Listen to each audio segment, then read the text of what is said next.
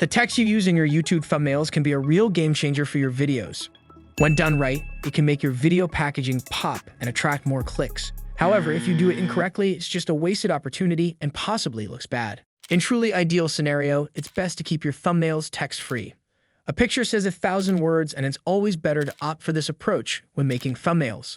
However, there might be instances where your video concept can't be fully expressed through an image alone. In those situations, you may need to include some text to enhance your idea and grab someone's attention.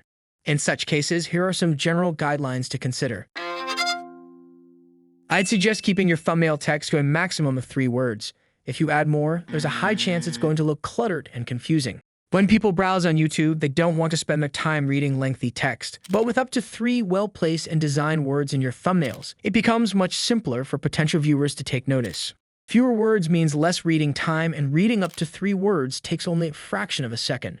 However, the YouTube expert, the jack of all trades, Mr. Paddy Galloway, has indicated that it's somewhat acceptable to include 5 or 6 words in your thumbnails. The only hard rules I would say is, in general, I would stay away from having over 5 or 6 words. He goes on to say having text in thumbnails can be very beneficial for the educational, commentary, and tech videos. But in the end, it's best to experiment and find out what actually works best for your content.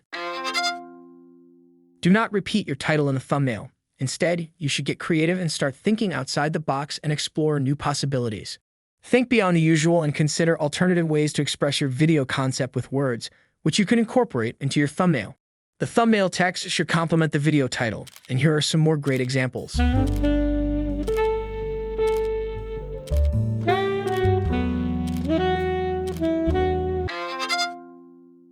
When the text and background have little contrast, it can be more challenging to read, and the goal is to keep it legible. This may seem obvious, but I've seen some horrible examples out there. If you feel like this is something you struggle with, there are some excellent free tools online where you can check the contrast ratio between the elements. One example is Adobe's Contrast Checker.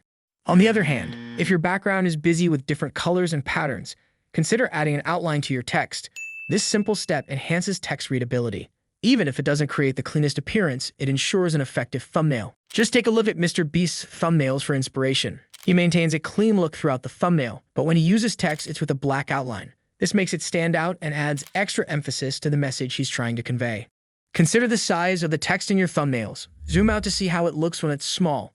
If the text becomes harder to read in smaller format, make it larger. And if it seems too dominant and distracts from other parts of the thumbnail, reduce its size. To help with this, Thumbs Up is a great online tool where you can preview your thumbnail in all YouTube formats. Once you've decided which text works best for your thumbnail, it's time to choose the right font for it.